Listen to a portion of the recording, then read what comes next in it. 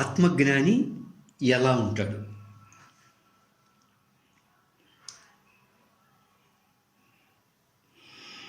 మన మనసు అయితే, మన అంతరంగం అయితే ఇంకా పూర్తిగా పరిపక్వం చెందని అవివేక దశలు మన జీవితంలో ఉంటాయి.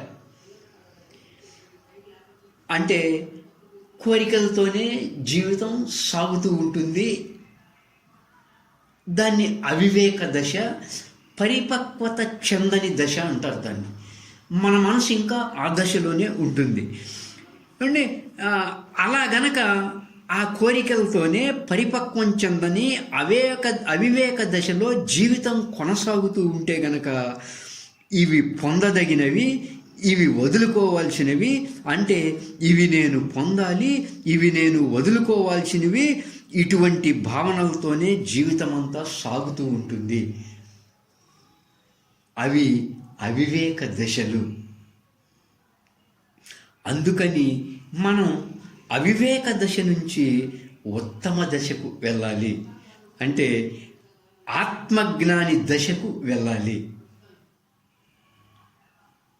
కోరికలు ఉన్నంతసేపు మనం ఈ భావాల మధ్య ఉండిపోతాం.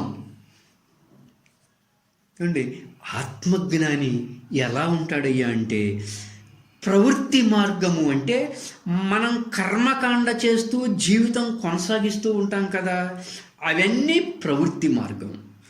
మనం విద్యను అభ్యసించి ఉద్యోగము, వ్యాపారము, వ్యవసాయము చేసుకొని కర్మలు చేసుకుంటూ వెళ్తాం. ఇదంతా ప్రవృత్తి మార్గం.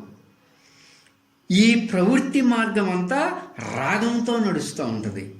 అంటే కొన్నిటి మీద ఇష్టాలు ఏర్పరచుకొని అవి పొందటం కోసంగా కష్టపడుతూ ఉంటాం. ఈ ప్రవృత్తి మార్గం అంతా అలా రాగంతో నిండి ఉంటుంది.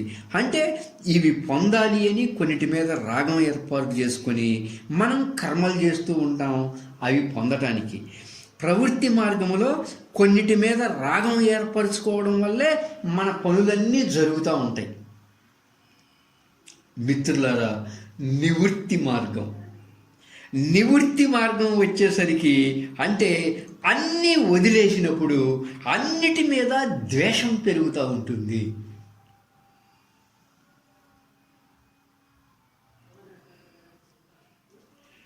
అంటే సంసారం అనే ప్రవృత్తి మార్గంలో ఉన్నప్పుడేమో అన్నిటి మీద రాగం పెరుగుతూ ఉంటుంది. కానీ నివృత్తి మార్గంలోకి వచ్చేతలికి, కర్మకాండ నుంచి జ్ఞాన మార్గంలోకి వచ్చేతలికి, ఆ మార్గంలోకి వెళ్ళేసరికి ద్వేషం మొదలవుతూ ఉంటుంది.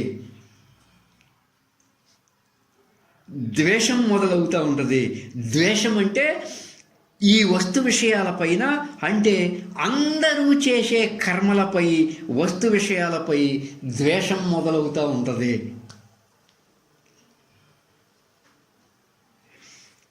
కుటుంబం అంటే ద్వేషం.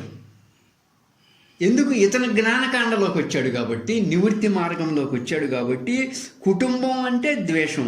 అతని పొందే అన్నిటి మీద, అతను చూచే అన్నిటి మీద ద్వేషం మొదలవుతూ ఉంటుంది నివృత్తి మార్గంలోకి వచ్చేసరికి. అందుచేత ప్రవృత్తి మార్గంలో ఉన్న వాళ్ళేమో కొన్నిటిపై రాగంతో ఉంటారు, నివృత్తి మార్గంలో ఉన్న వాళ్ళేమో కొన్నిటిపైన ద్వేషంతో ఉంటారు. అదే వస్తు విషయాలపైన, ఒకే వస్తు విషయాలపైన కొందరేమో రాగంతో ఉంటారు ప్రవృత్తి మార్గంలో ఉన్నవాళ్ళు, కొందరేమో నివృత్తి మార్గంలో ఉన్నవాళ్ళు ద్వేషంతో ఉంటారు. కానీ ఆత్మజ్ఞాని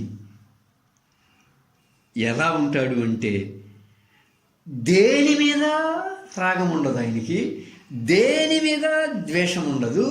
కర్మలకి, ద్వంద్వాలకి అతీతంగా 2-3 సంవత్సరాల బాలుడి వలె ఉంటాడు. చిన్నపిల్లవాడికి వాడు ఆడుకుంటూ ఉంటాడు, కానీ అంత చిన్న వయసులో కొన్నిటి మీద రాగం ఉండదు, కొన్నిటి మీద ద్వేషం అంతగా మనకి ఆ చిన్నపిల్లవాడిలో కనపడదు. యుక్త వయస్సు, విద్య, ఉద్యోగం, వ్యాపారం, వ్యవసాయం ఈ స్థాయి వచ్చేసరికి స్పష్టంగా అందరికీ కొన్నిటి మీద రాగం, కొన్నిటి మీద ద్వేషం స్పష్టంగా ఏర్పడతాయి.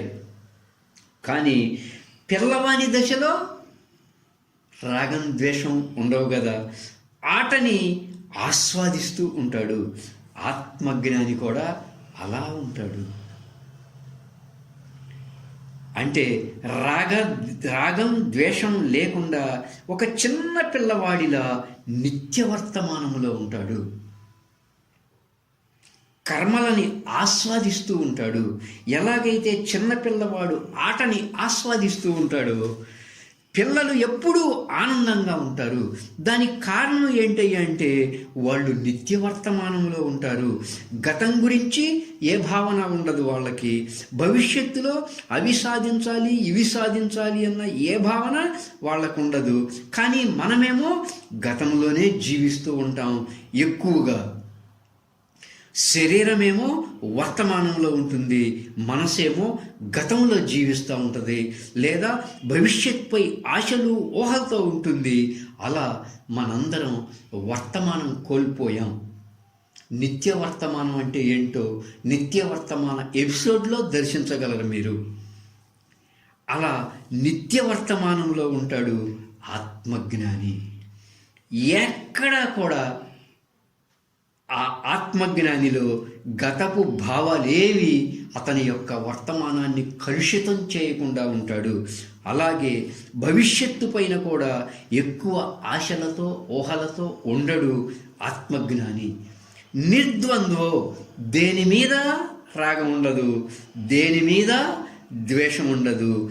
తన స్వస్థితిలో, తన స్వరూప స్థితిలో, తన సాక్షి స్వరూప స్థితిలో నిత్య వర్తమానములో రాగద్వేషాలకి అతీతంగా ఉంటాడు.